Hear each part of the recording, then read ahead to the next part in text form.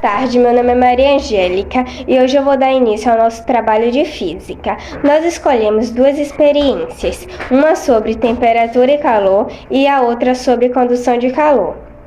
Vamos começar pela condução de calor, mas antes de darmos início, nossa colega Fernanda vai explicar um pouco sobre como ocorre a condução de calor. No estudo de transferência de calor, a condução térmica ou difusão térmica é a transferência de energia entre átomos ou moléculas vizinhas em uma substância devido ao gradiente da temperatura.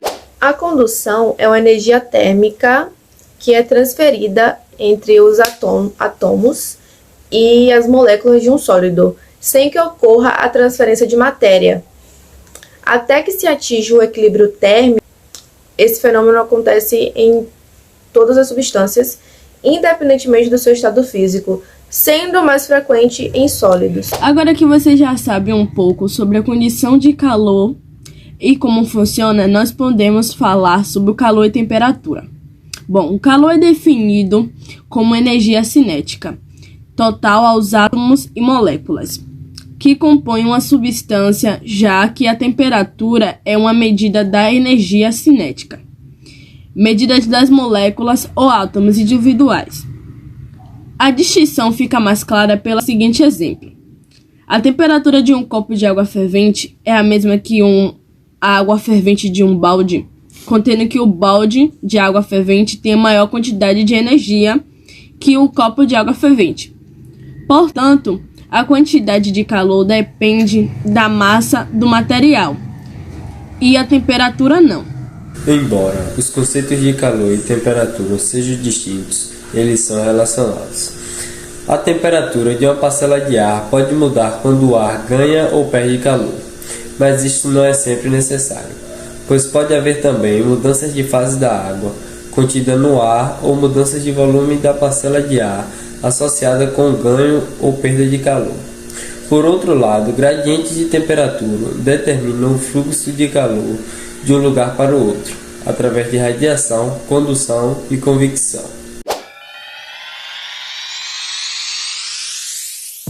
Para esse experimento, nós vamos precisar de 2 velas, uma faca, um rolo de papel alumínio, um isqueiro ou fósforo, isso aqui a gente usou isqueiro, pregos, um suporte para apoiar a faca. E agora nós vamos enrolar toda a lâmina da faca com papel alumínio. Logo em seguida, nós vamos acender as velas.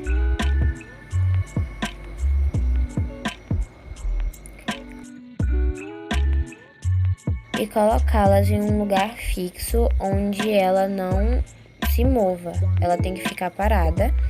E nós vamos colocar um pouquinho da cera da vela na lâmina da faca, assim como está mostrando aí agora, e nós vamos colar o prego com a cera da vela.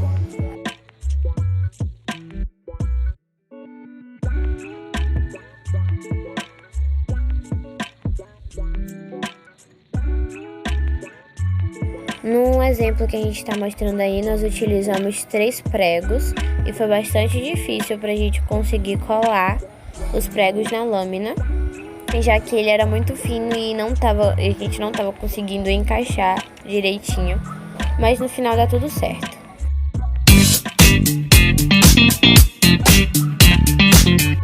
Depois que a gente já posicionou tudo direitinho, nós colocamos a ponta da faca em cima das chamas das 2 velas, e o que vai acontecer é o seguinte: o calor das velas na ponta da faca vai fazer com que esse calor se espalhe para os pregos e vai fazer com que eles caiam um por um.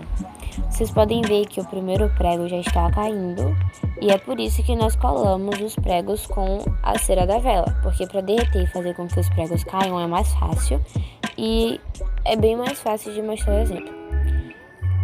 Vocês podem ver que começou a pegar fogo e que demorou muito para o segundo prego cair, mas ele acabou caindo do mesmo jeito e por aí vai. E esse é um exemplo de condução de calor, porque o fogo, a quentura do fogo que está causando na faca vai fazendo com que cada prego caia de uma vez só, porque o calor vai se espalhando através do cabo da faca. Houve um imprevisto aí porque não era para pegar fogo no alumínio, mas o importante é que deu tudo certo. E vocês vão ver que o terceiro prego só caiu depois que chegou uma quantidade de calor mais elevada do que o primeiro. No segundo experimento, nós usamos 2 garrafas PET de 2 litros, um copo médio, um estilete, uma colher e 8 cubos de gelo. Bom, nós já sabemos que o calor e a temperatura são muito confundidos, mas os seus conceitos são bem diferentes. A temperatura se dá pelo grau de agitação das moléculas, enquanto o calor é a energia térmica desse movimento. Como foi demonstrado no vídeo do experimento, a diferença da quantidade de um recipiente para o outro é a mesma quantidade de cubos de gelo. O recipiente que tinha menos quantidade de moléculas de água, o grau se torna menor, resultando uma energia térmica menor, ou seja, o calor foi menor.